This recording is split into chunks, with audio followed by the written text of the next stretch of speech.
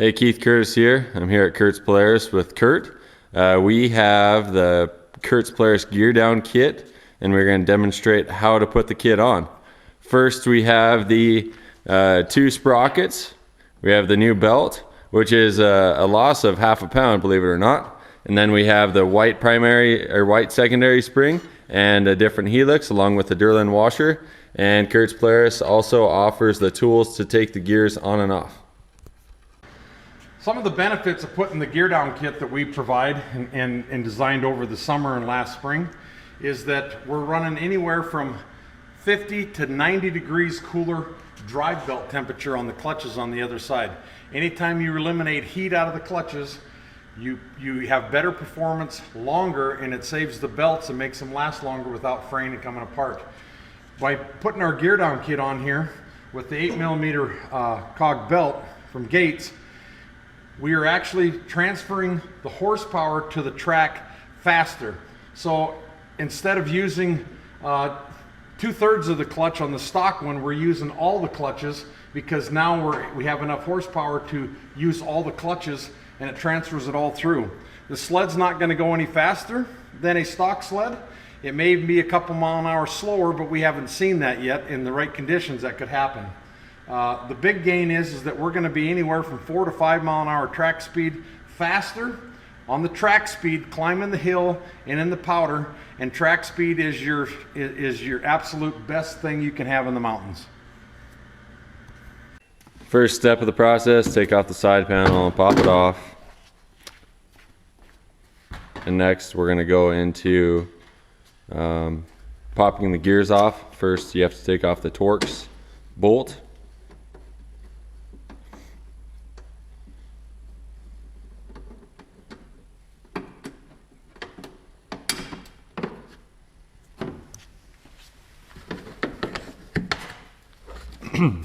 And then we need to take off both of those 17mm bolts. Next, we need to take off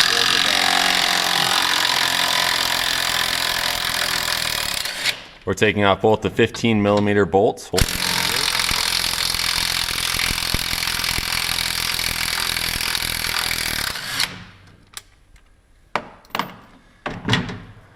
And the gears and sprockets will just slide right off.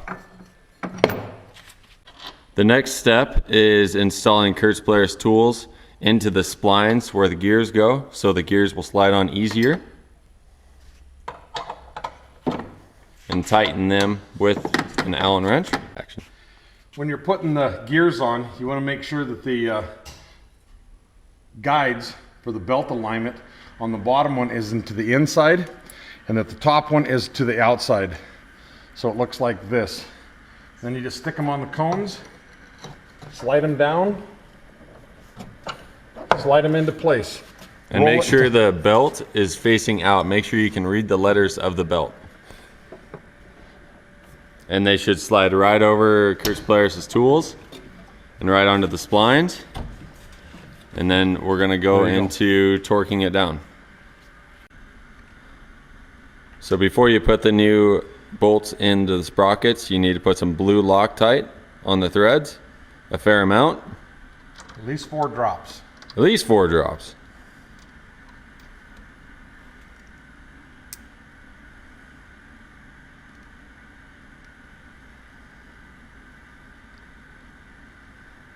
Okay.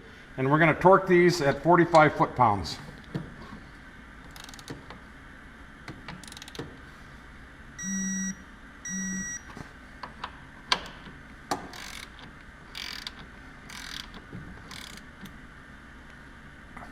And it hits the brake.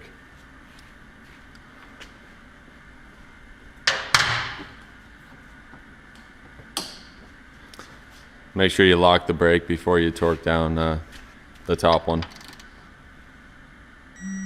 So both bolts are at 45 foot-pounds.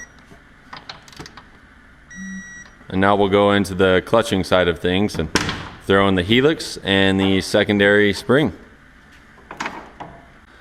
But before we do that, throw the Torx back in the side panel and properly install the actual side panel into the hood. good to go. Now onto the clutching side. First, undo the latches on the hood. Pop the side panel off. Undo the Torx.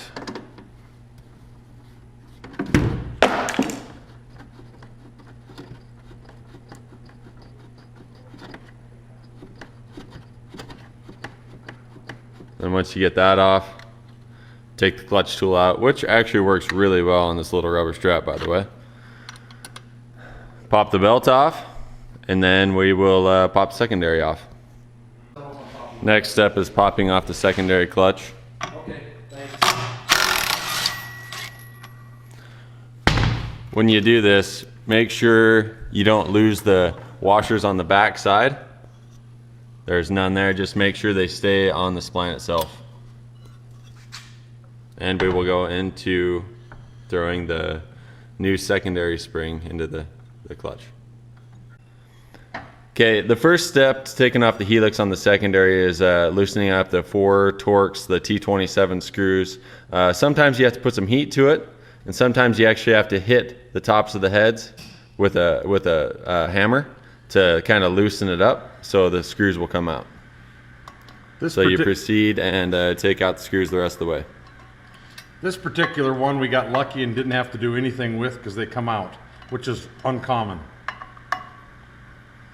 To pop this helix loose once it's on there, you can either slide it clockwise just a little bit and put a screwdriver or a pry bar underneath of it and lift up on it, or you can just simply take and go like this and it pops it off.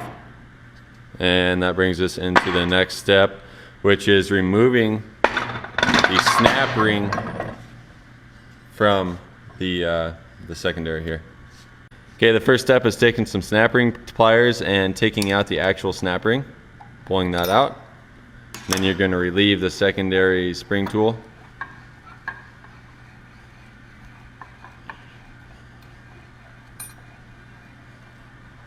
Pop that up, and we will replace it with the new spring. So we're going to put a Durlon bushing in it. We're going to put our custom spring in there. We're going to take and put this roller spring hold down back in, and you need to line up the X's. There's an X there on the actual top part, and then there's an X here on the clutch. And a white mark. And there's a white mark on the splines. This needs to be pressed down onto the splines where the white mark is, so the snap ring will go on.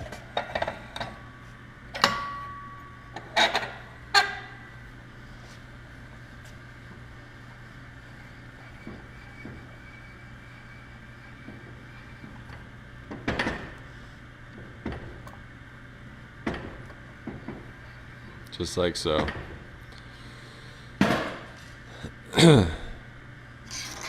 And take the snap ring pliers and put the snap ring back down where it belongs. In the groove. In the groove. And relieve the tool.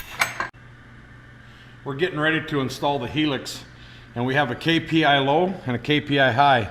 So if you're going from 4 to 7,500 feet, you use the KPA low side, and if you're going to be from 7,500 to 11,000 feet, you're going to want to run on the high side. So you don't have to change the weights, you just simply change the helix, because we have two cuts in here to do it with. So on the KPI low side, you're going to stick this here and slide it down over top of the roller, just like this, and then slide it over into place, and you're good to go. Next step is installing the Torx screws back into the helix. So you want to get these screws semi-tight, but not too terribly tight, or they won't come out next time. Just nice and snug with a little extra turn. Now we're going to throw the secondary clutch back on. Make sure you throw the bolt back in with all the washers and stuff that came off.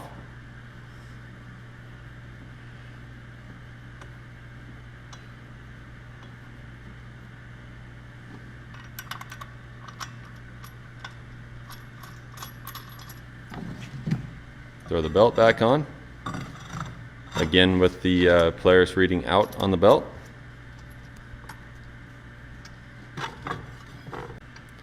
And just tighten up this bolt, just nice and tight. It doesn't need to be super tight once again.